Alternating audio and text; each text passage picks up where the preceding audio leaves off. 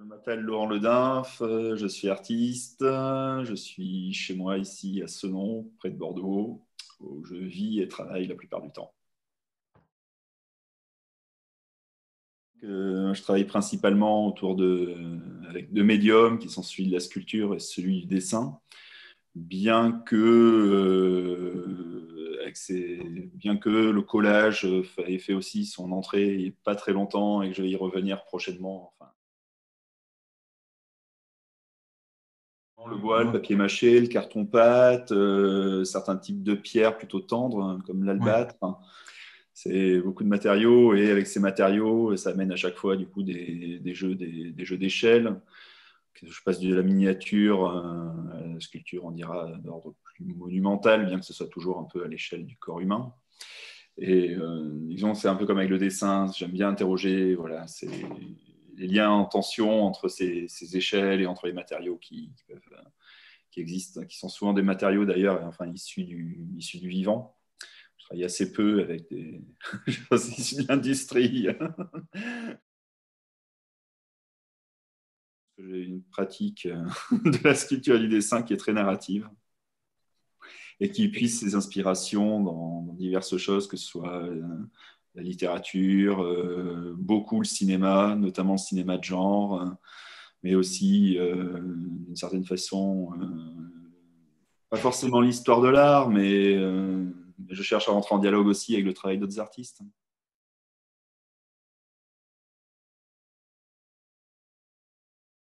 La légèreté, oui, c'est sûr que c'est un but. C'est comme être drôle, j'essaie de l'être. Si ça passe, tant mieux, mais je pense qu'il y a aussi quand même une part un peu... Moi, j'ai toujours aimé cette idée de drôle mais grave, en fait. C'était quelque chose qu'on m'avait dit aux Beaux-Arts et c'est resté comme une espèce de, de, de, comment on appelle ça, de truc à tenir, quoi, en fait. C'est toujours quelque chose que j'espère qui est présent dans mon boulot, quoi. Après, tant mieux. Si c'est drôle, tant mieux. Si c'est léger, tant mieux aussi. C'est pas forcément le but, parce que le but, pour moi, c'est de faire de bons dessins et de faire de bonnes sculptures. Enfin, de mon point de vue. Ouais, ça revient énormément et j'avais déjà remarqué que dans la plupart des expositions que j'ai fait, en fait, enfin, le pitch, le scénario de départ part souvent d'une forme animalière. Chez Semioz, The Mystery of the Squeaking Cats, où c'est parti de enfin, de mon chat qui est aujourd'hui décédé. L'expo s'est bâtie autour de sa présence dans l'atelier à partir d'une série de dessins qui lui était consacrée. C'est pour ça qu'il y avait ce titre, Les mystères des chats sculpteurs.